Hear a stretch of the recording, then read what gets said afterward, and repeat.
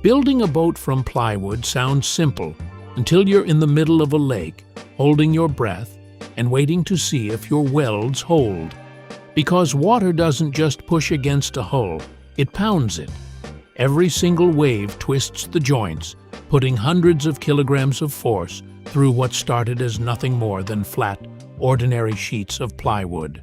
Cut one angle wrong or rush a single epoxy seam, and that DIY dream quickly turns into a disaster.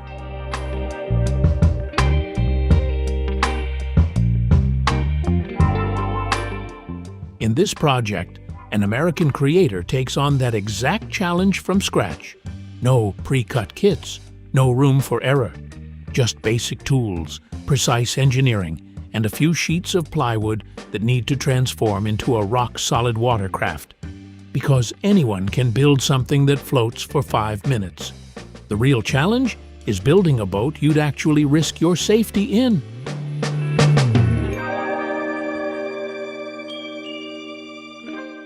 Every good boat starts with accurate measurements. These sheets of plywood may look ordinary, but every line already has a purpose. Each one will become part of the hull. A small mistake here can cause much bigger problems later.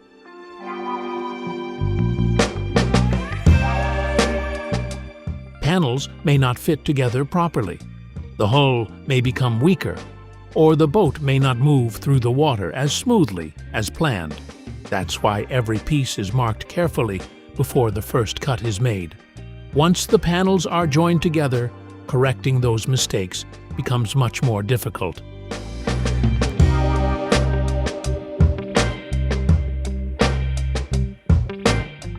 As the panels come together, the project finally starts to look like a boat. But this is only the beginning. Right now, it's just a wooden shell. It has the right shape, but not yet the strength needed to handle real conditions on the water.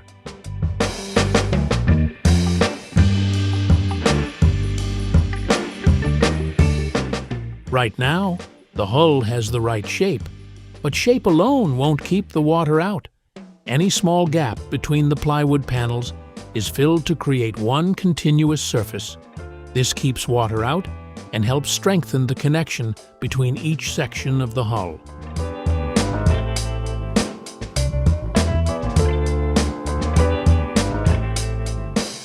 Once the boat is in the water, these joints will be under constant stress. Every wave makes the hull flex, even if the movement is too small to notice. If the joints aren't sealed perfectly, that's where the water will find a way in. Taking the time to seal everything now gives the hull a much better chance of staying strong for years, instead of just the first few trips.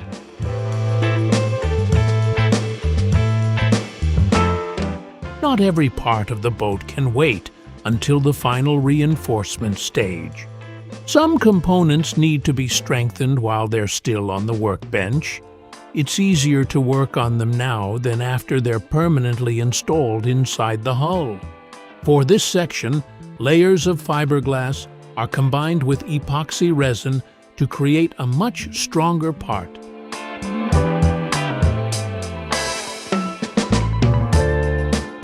A small boat has very little space to waste. Every part needs to serve a purpose. That's why the interior is built around more than just seating. These compartments help organize the available space, while also adding stiffness to the hull.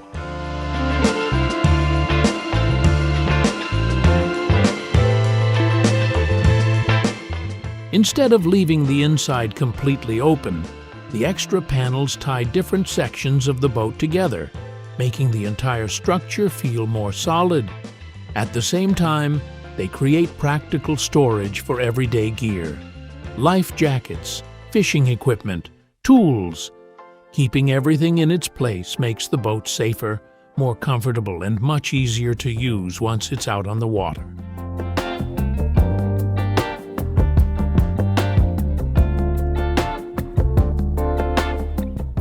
The boat is slowly starting to look cleaner and more refined, but that's not just for looks.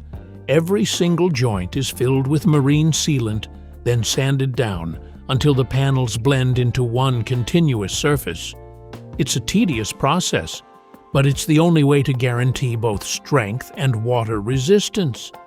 Epoxy cover locks out moisture, reinforces the plywood, and prepares the hull for everything the open water is about to throw at it.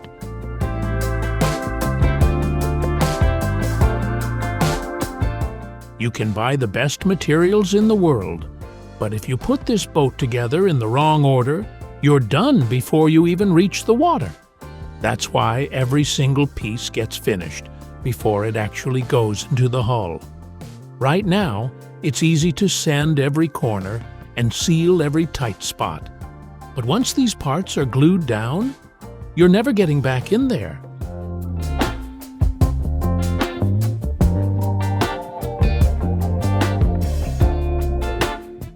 It takes a lot more patience to work this way on the bench, but it saves you from a total headache later.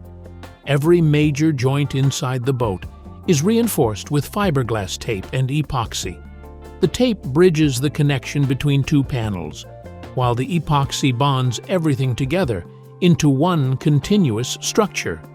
Instead of each panel carrying the load on its own, the forces are shared across the joint.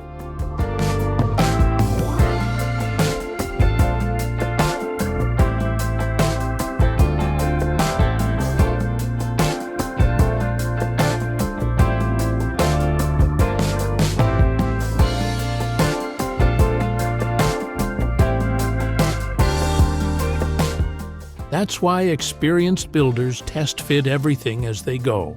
Not because they expect a mistake, but because right now, a quick adjustment takes 2 minutes. Once the hull moves to the next stage, that same small fix takes hours.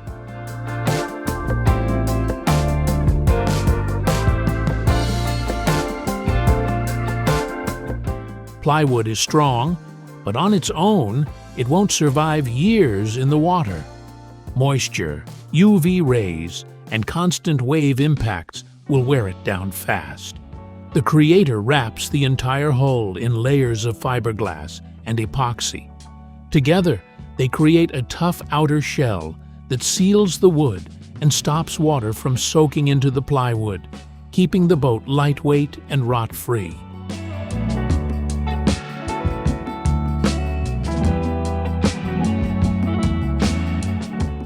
Some of the most critical parts of a boat are the ones you barely notice. Take the skeg, for example. It sits tucked underneath the hull, out of sight most of the time. But on the water, it does a heavy lift. It keeps the boat tracking straight and prevents the stern from sliding out during turns. It might not look like much from the outside, but the person at the tiller feels the difference immediately. Up until now, the focus has been on keeping the boat afloat. Now, it's time to make it steer. Mounted right at the stern, the rudder controls how water flows past the hull as you move forward. Even a subtle shift in its angle is enough to pivot the entire boat. But like any moving part on a craft, it needs to turn smoothly while standing up to constant pressure from the water.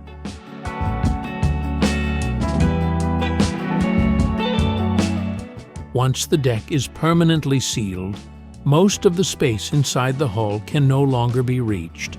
That's why inspection hatches are added before the final assembly. They provide access to the sealed compartments whenever it's needed.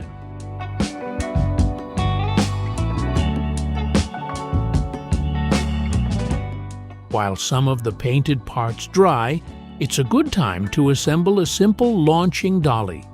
It supports the hull right where it's strongest, so the boat can roll safely instead of getting dragged or heavy lifted. It's not a permanent part of the boat, but it's one of those tools that can save hours of work and prevent costly damage.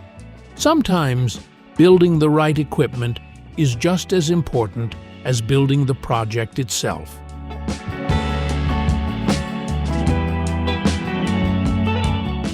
The entire rudder assembly now comes together. A long wooden tiller connects directly to the rudder head, giving the driver direct control over every turn. Best of all, the blade pivots. If you hit shallow water or run into an underwater obstacle, the kick-up blade swings up out of the way instead of taking the full impact, saving both the rudder and the transom from snapping.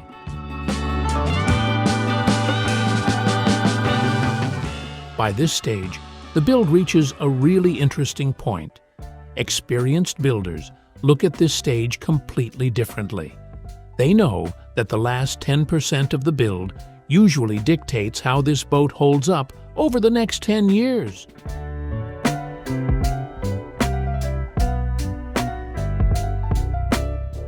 Small imperfections that seem harmless in the workshop can quickly turn into major issues once the hull is exposed to water, harsh sunlight, engine vibrations, and thousands of wave impacts. That's why progress looks so much slower near the end than it did at the start. It's not that the work is getting harder, it's just that every single decision carries more weight.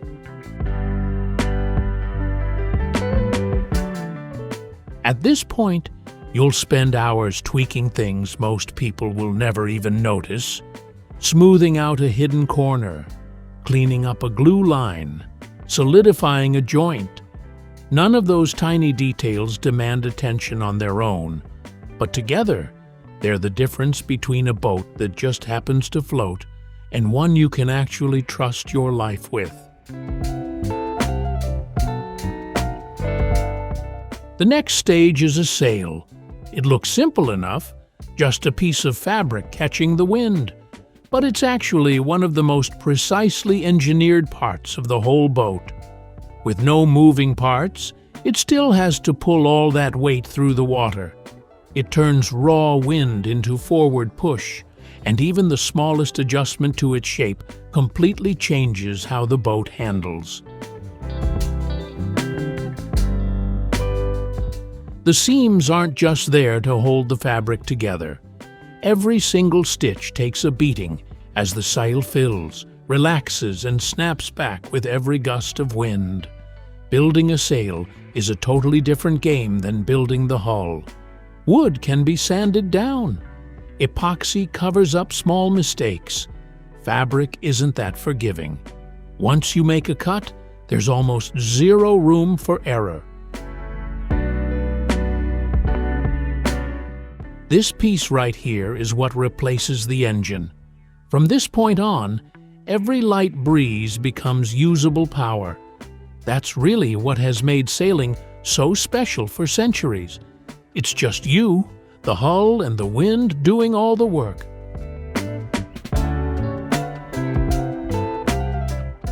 Out on the water, this hull faces conditions no indoor furniture ever sees. Harsh sun, rain, fluctuating temperatures, and constant water contact are constantly fighting the material. That's why the entire surface gets coated in a proper marine-grade finish. It's not just about making the boat look good. It creates a shield that seals moisture out and keeps the wood underneath from degrading over time. It's interesting that boats like this have changed surprisingly little over the centuries. The materials are different. Builders now use plywood, epoxy, fiberglass, and modern waterproof coatings instead of solid timber. Construction is faster, lighter, and far more durable than it used to be. But the basic principles remain almost exactly the same.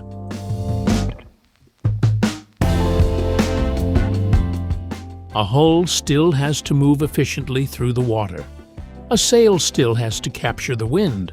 A rudder still has to keep the boat on course. Those ideas worked hundreds of years ago, and they still work today. That's one of the reasons small sailing boats remain so popular. They don't rely on fuel. They don't need complicated engines or expensive maintenance. As long as there's wind, they're ready to move.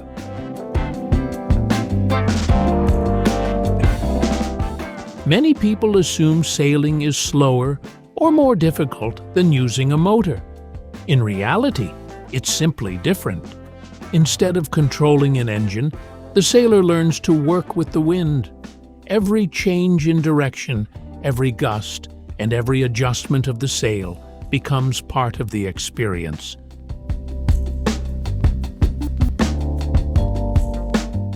The sail usually gets all the attention, but without this system, it's completely useless. At the base of the mast sits a rotating mount. It holds the mast firmly in place while still allowing it to turn as the sail changes angle. And the moment the mast drops into place, the whole project starts to look like a real sailboat. The mast holds the sail upright while the boom controls its lower edge. Together, they shape the sail so it can use the wind efficiently. Instead of simply being pushed from behind, the sail creates lift, much like an airplane wing. That force is passed through the mast into the hull, pulling the boat forward.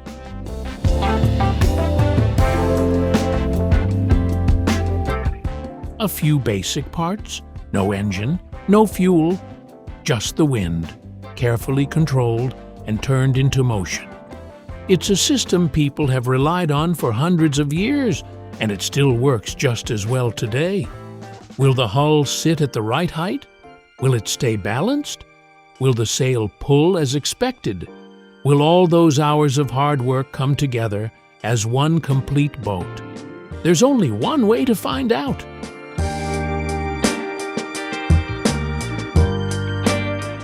Seeing it finally on the water, catching the wind and moving under its own power, that's the moment when all those hours in the workshop finally make sense. But no matter how carefully you build something, you never truly know how it will perform until it's out on the water.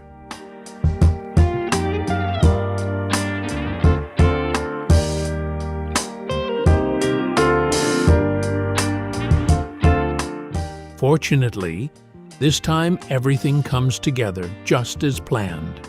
The boat feels balanced, predictable, and enjoyable to sail. Every small decision made during the build has paid off.